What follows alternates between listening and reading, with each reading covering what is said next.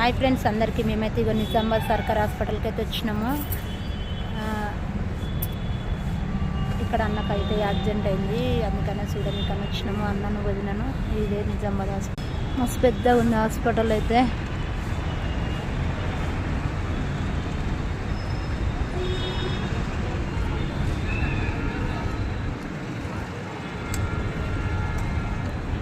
పోదాం.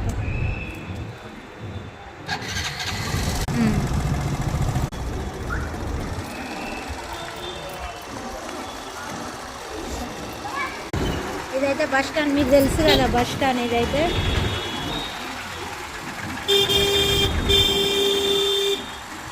Bus stand.